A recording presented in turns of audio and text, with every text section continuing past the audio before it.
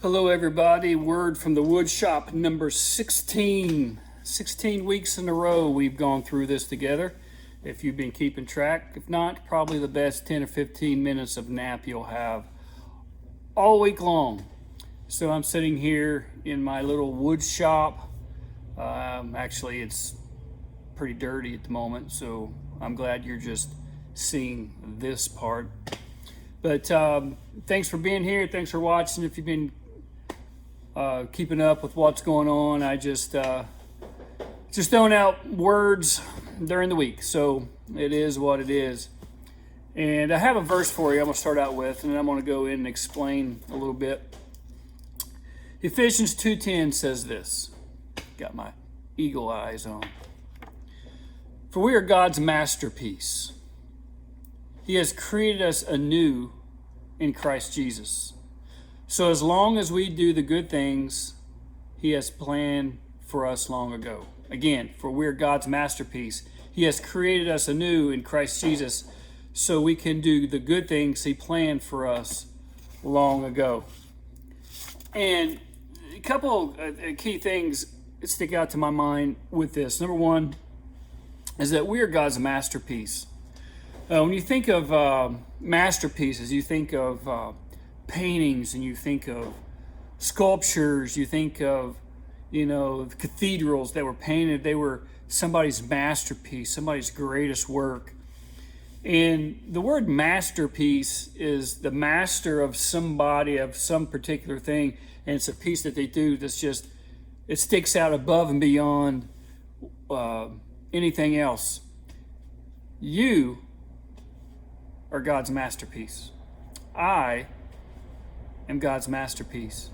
And to me, it just blows me away that the creator of the universe calls me his masterpiece. I've been to some really cool places in the world. I've been to the Amazon. I've visited Mount St. Helens. I've been to different countries, and I hope to visit more as my life goes on. And I've seen some really cool, beautiful places.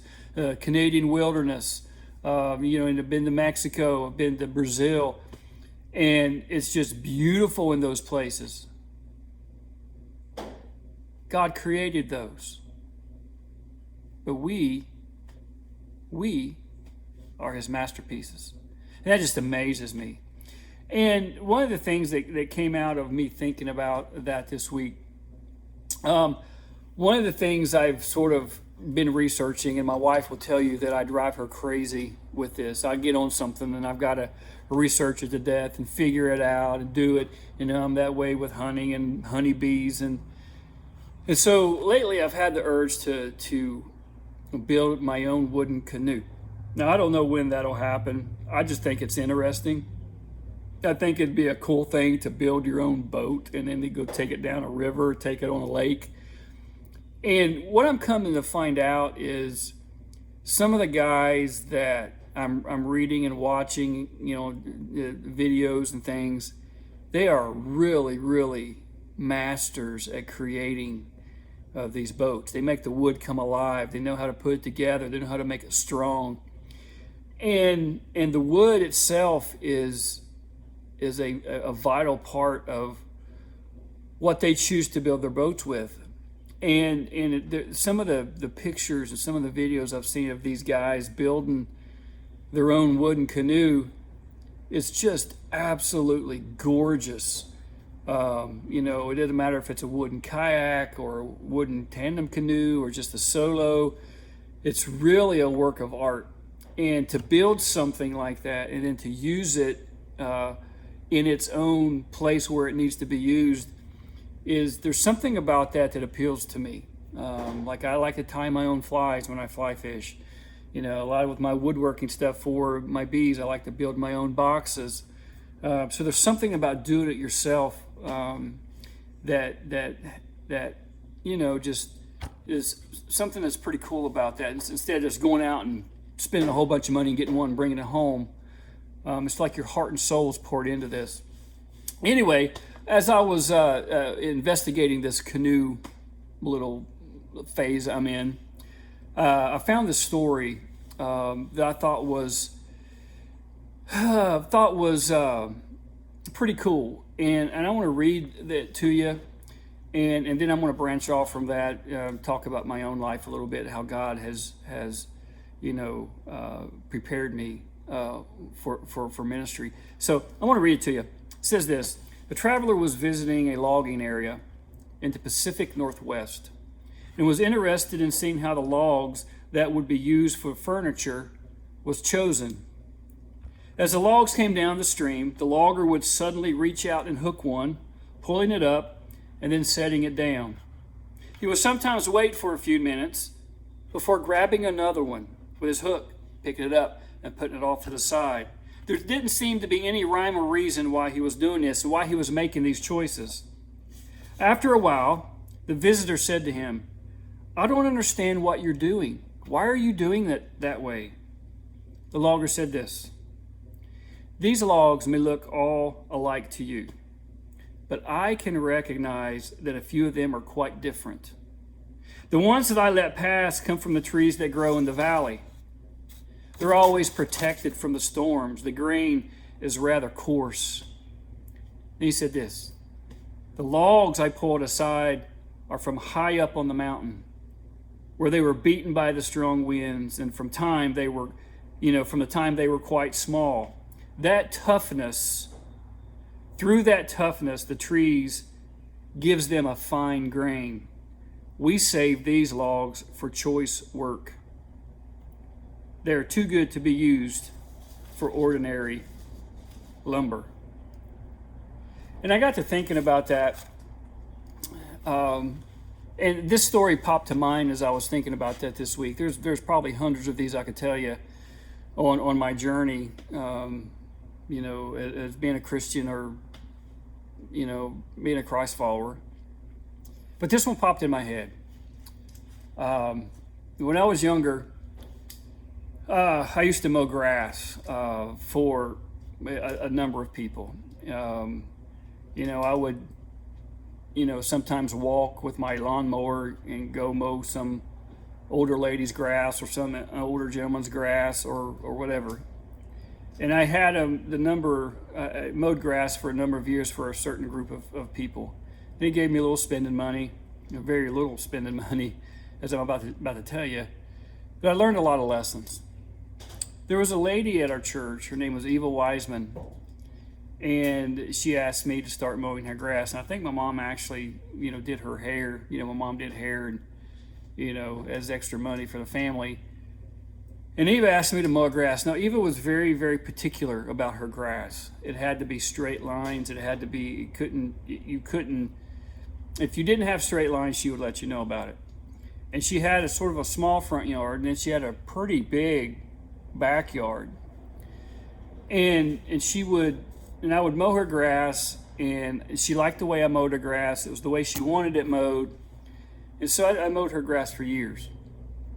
But the interesting thing was, when I was younger, I couldn't drive, so my mom would drop me off, or I'd ride my bike out to her house, and she would pay me. I used her mower and her gas, and she would pay me $1 and a plate of cookies. That was it. Some days I got $2, but I always got $1 or $2 and a plate of cookies. And I would, my mom would drop me off, I'd mow, and then I'd call my mom to come pick me up, because I needed to ride home. And I remember there were hours that I spent on the front porch of Eva Wiseman's porch after mowing. She'd give me a Coke or some lemonade or some tea, a plate of cookies, and $1 or $2. And then we would just sit there and talk. Now, sometimes being a 13, 14, 15-year-old, you get a little impatient. Now, I remember times thinking, gosh, Mom, hurry up. Where are you? But looking back, God was preparing me for ministry by mowing a lady's grass, swinging with her on the front porch, and talking. That's all we did. She was lonely. She needed somebody to talk to. She needed a job done.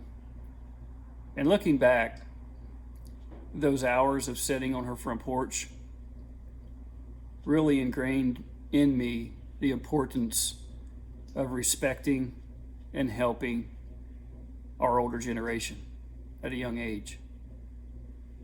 And looking back, I see that God was using those kind of experiences in my life to train me to be the masterpiece He wanted me to be. And I think there were times I was sitting on that front porch that I wasn't comfortable. I wanted to go home. I wanted to go fishing. I had another yard to mow. But I learned patience and kindness and gentleness. And this verse, it's amazing to me. For we are God's masterpiece. He has created us anew in Christ Jesus. So when we do the good things He planned for us long ago. See, I think when I was born, God knew that He was going to put me on the porch of Eva Wiseman's. I was going to mow her grass and I was going to sweat buckets. But He used that little thing, just like hundreds of other little things, to challenge me, to train me, like those pieces of wood, that are set aside for masterpieces, for good work, for specialty items. And so my challenge to you, I guess, is this. Never be too impatient to do good. Never be impatient, so impatient you don't say a kind word. Never be so wrapped up in the noise of this culture that you don't help an older lady carry her groceries. Never be so caught up in this culture of divisiveness and anger that you don't hold the door open for somebody. Because I think those little kind gestures will go a long way. And I've learned the importance of being able to see those. And it all started, I think a lot of us started on a porch swing of a widow lady that needed a friend, and she needed a job done. What a life lesson for me. So I guess my challenge to you is this, as after you watch this video, be intentional.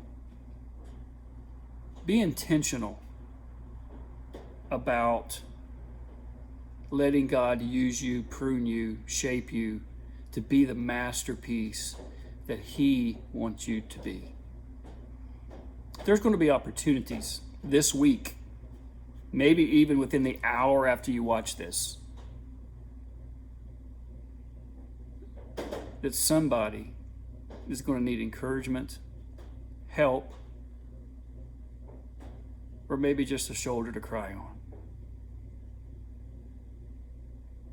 What kind of person will you be when it gets to that moment? Hopefully you'll be a person that'll slow down, listen, help, and encourage. It's my challenge to you this week on our 16th word from the Woodshop. Love you. Be strong.